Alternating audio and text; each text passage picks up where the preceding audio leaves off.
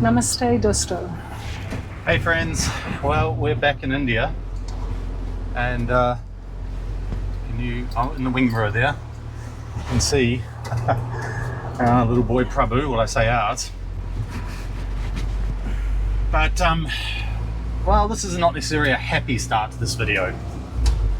We are on our way to Animal Aid right now to talk with them about some support, because we've had some people from a local apartment nearby claiming that feeding the dogs is causing a problem and that it's against the law. Which it is not. It is not. It is very clear in the Supreme Court ruling that no one can stop people feeding what they call community animals, not stray dogs, community animals. And I think that includes the cows. And it includes the cows. Yeah. But this altercation was not pleasant. In fact, it got pretty ugly. And I'm not someone who raises to anger that often, but I got angry because this was a classic case of the acronym NIMBY, not in my backyard. So basically their attitude was, we don't care where this problem is, just don't make it a problem around us. And that really got my goat, because it's actually one of the reasons why animals suffer. So it's, brought a lot of reflection. These dear dogs, there's 5 of them. We've de-ticked them. Yeah, I want to show you this boy. Sorry, just that one there. I've managed to worm him as well and feed him. Who's looking a bit better? Yeah, so we're off to Animal Aid to see what support we can get as well. I suspect this is going to lend us to becoming patrons of Animal Aid. So we're looking at the support. The other big question that brings up for us, of course, is that these dear dogs who have become very affectionate and close to us because we feed them, but mainly because we create a place of safety for them. And they trust us. Yeah. Potholes are being I know. repaired in the road. That's great. That makes my arm happy. We want to find the best way to handle this, because it's not nice to get offside with a whole apartment, but we've heard since that it's actually only this apartment. The other apartments don't mind about the dogs. Apparently a dog bit somebody on a scooter.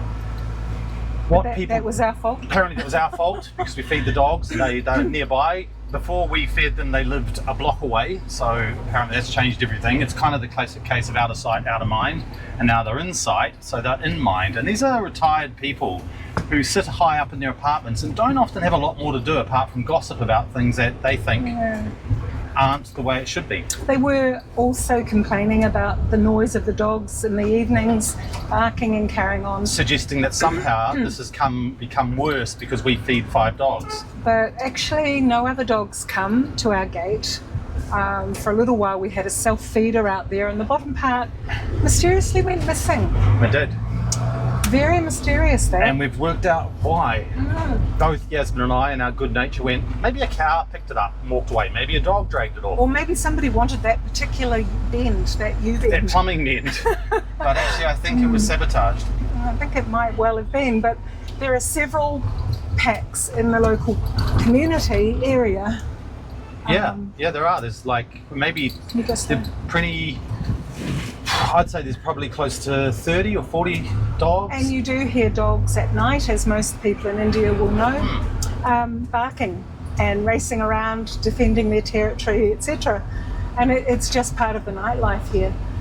So it was pretty upsetting to have someone come and initially be reasonable about what they're trying to say, and then pretty quickly becomes loaded because they're really, their attitude is the reason why stray dogs hate other people, because they walk around with sticks and stones, they see them as vermin, and the dogs suffer. They do suffer. I was trying to explain to them that a fed dog is a relaxed dog, but they see fed dogs as problems dogs, and they think a chapati a day is enough.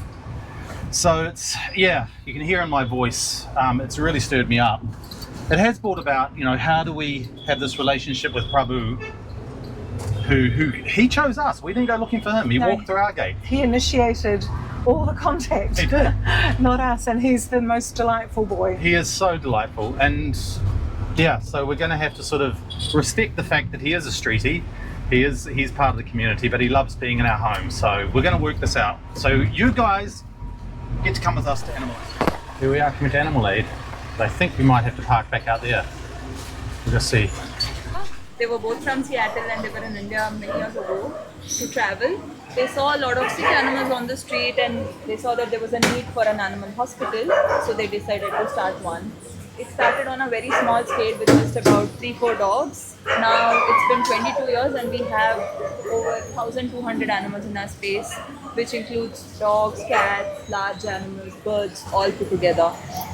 So it's primarily a hospital where we bring in sick stray animals to treat them, and once they're better, they will be released back on the streets.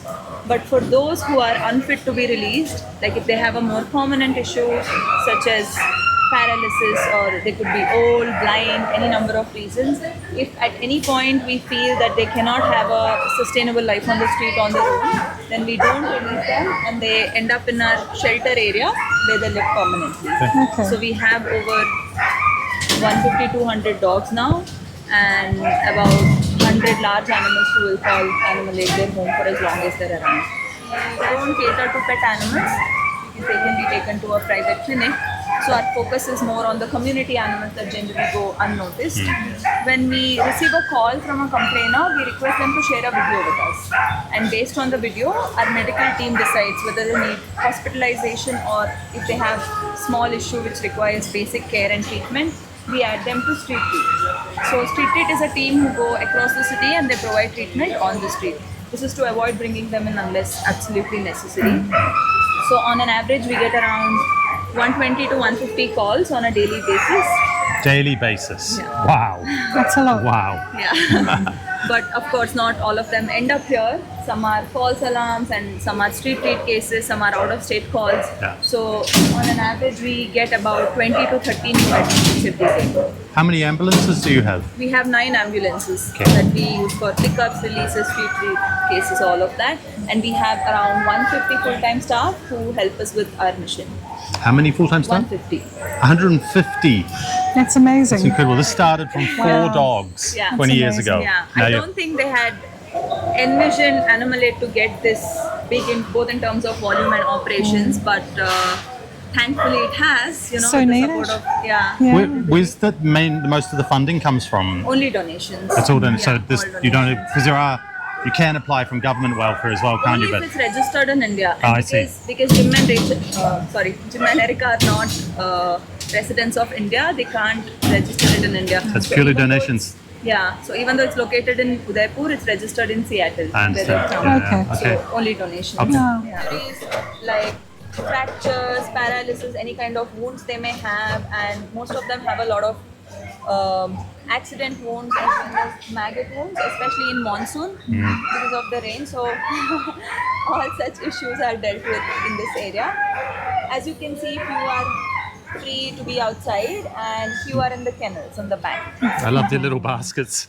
Look at that. Look at the tongue hanging out. Yeah. Socks. Oh, His name is Socks. Her name is Socks. Yeah.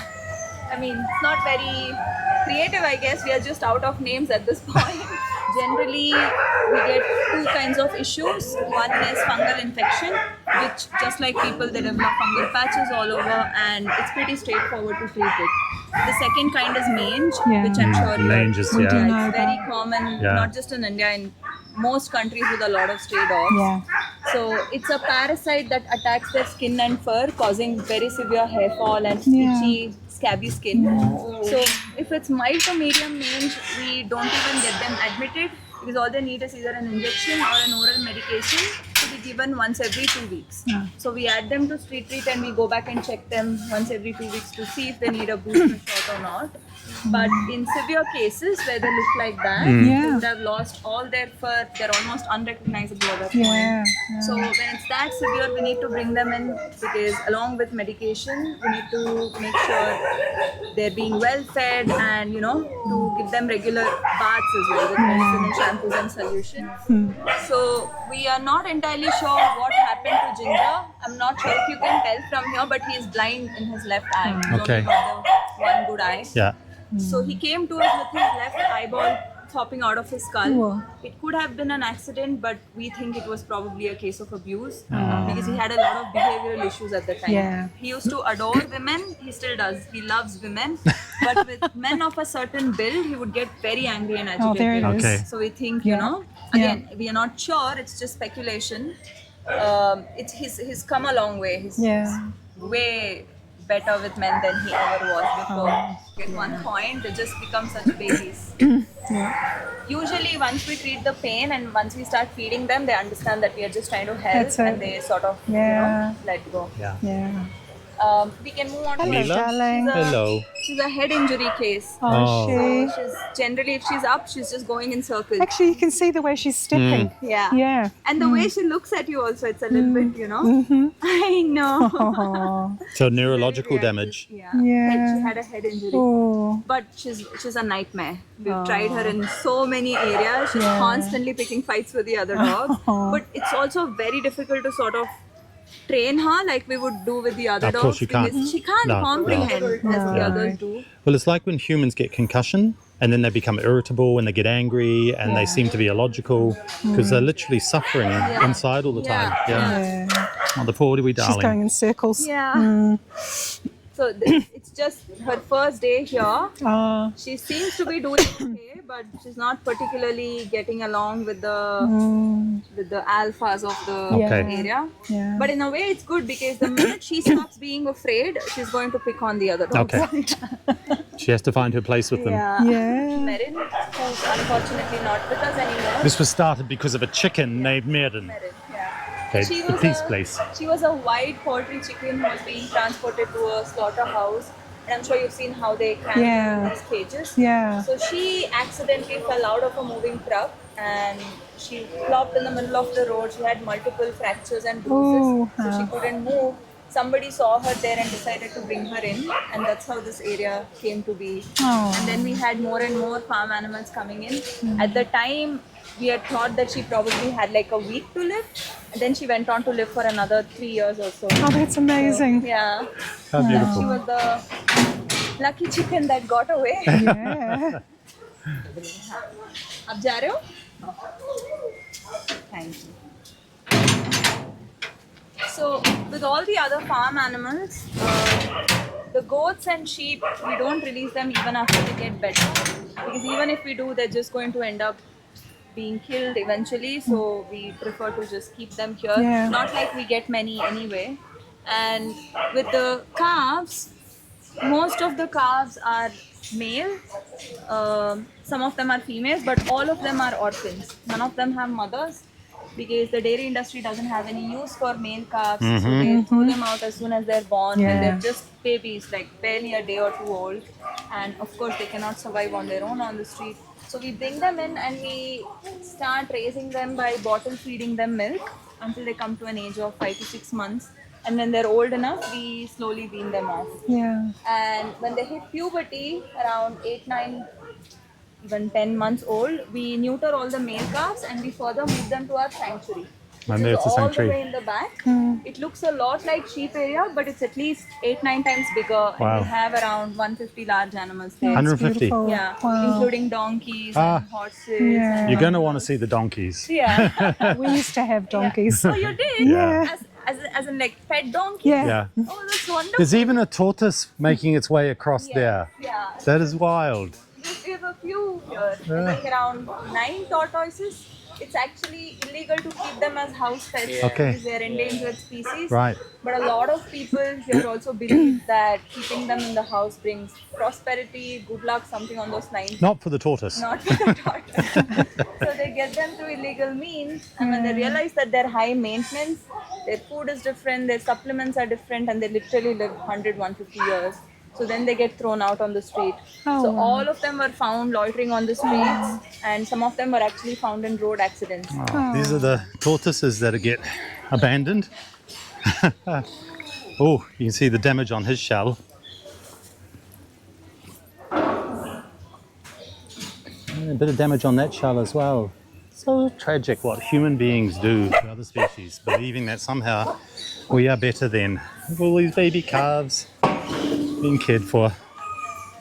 Having grown up around the dairy industry, it's pretty pretty harsh knowing so much cruelty and death can happen. And I mean, they're very good farmers out there, but the nature of our consumption of milk and cheese sadly creates this other aspect. Hello. Oh, I'm being bumped. Hey there, you want some cuddles? Is that what you came over for? You beautiful thing. Aren't you gorgeous? Hey? Oh, big scratches. Yeah. Oh, these guys are beautiful. You've heard me in other videos oohing and ahhing over the goats on the road. Here I am getting to be up close to them. I think it's probably because I grew up with a goat called Bert, and he was the most fun, the most friendly. He was abandoned as well, and we took over him. Wow. And through here is the cow sanctuary. This place really is amazing. Like, I've got so much admiration for what they're doing. Our host has just got such a beautiful heart. Some of these cows are in good condition. Some of them are clearly suffering and have suffered. What a blessing it is, these places. I know they're all over India, but to actually be here and see all of this love, all of this care going into action here. Avoid standing under the tree if I were you. This one's a very naughty boy. You're a very naughty boy. His favorite thing to do is jump on people, use them as a ladder To get up there. That's why he's hoping I'm going to get there. Ah, baby tortoise. Don't think about it. I love how you get to know all the personalities. I had no idea goats had so much Oh, yeah. personalities until I came here. Like, it's so cheeky. So It's just one big space. It's a we all herd. get treated together. Yeah. Although we do have isolation, which is the same concept as dog isolation. Okay, over there. So here we have bulls, cows, donkeys, buffaloes, All living together. all living together. And Usually with bulls we see a lot of accident cases. Yes. Because again there are one too many on the street Yeah. and they sit in the middle of the road with their legs stretched out and people are almost never paying attention. But with cows, most of them are victims of dairy industry. Usually we see two kinds of major issues. One is mastitis. yes, which is a big problem with your teats. Yeah, we Yeah. actually have a cow here who had the worst case of mastitis that I've seen. Yeah. And it's so awful because the so-called doctors in the village had tried to cut open her nipples, hoping for it to. Oh, no. Horrendous. Oh, It was dear God. awful. And That she would- was so aggressive. Should be so much pain. Yeah, she was very aggressive, and then she saw that we were just trying to help because she had a baby, and we were trying to bottle feed him, trying to get into the habit of Yeah. drinking from us. And it's crazy how it took her less than 2 weeks to sort of, Accept. get okay and accept and just be loving. Here we are, sheltered under the little roof with the calf sanctuary. Hello, darling. Oh, these are so sweet. Hey. And the goats. Oh, okay. And that's just their feed routine. Yeah. Well, the rain's coming down hard now. But this has been really special. It's been good to see what's happening here and to get the support actually from the people here to come and visit the dogs, and we can look at neutering and We just had a quick Helping. meeting. They're going to come and they're going to have an education session with the apartment dwellers, Yeah. and then they're going to help us with the dogs we're looking after. So I'm feeling a lot more reassured. We've got the wonderful. law on our side, and we're being supported by Animal Aid, which in turn will make us want to support Animal Aid. absolutely love Plus- to. And if you can support Animal Aid either in your area or even from afar, they're doing such great work. So, and also we've been invited to get to meet the owners of Animal Aid, which we're Yeah. very happy about. Yeah. I think, when we go to temples and places like that, and I say to you, how does it feel? What happens when you're here, especially interacting with the staff? I think the staff are amazing. You can really feel people's intention. They really care. They've got good hearts. And this is a calm place. Yeah. There's not stress here, which is going to be really good for the dogs they're looking after and healing. And although you can hear dogs howling, I guess they've been used to their freedom. They're not well. It's what dogs do. It's what they do. They're saying, I don't like it here. But some do, and they move on to a sheltered area, which is lovely. Yeah, seeing the ones that have been here, they're permanently here. Obviously, they try to take them back to the community where they came from as much as possible. Yeah. But there's a lot of heart in this place, a lot of real care. From tortoises to old bulls and horses with broken legs and the most amazing range of dogs. So it's a really worthwhile place to support. So even if it's not called Animal Aid where you live, to support the animals, because when we care for animals, we're likely to care for people as well. It's very related, and animals put you in touch with your heart and your love. They really do. And here's our wonderful host.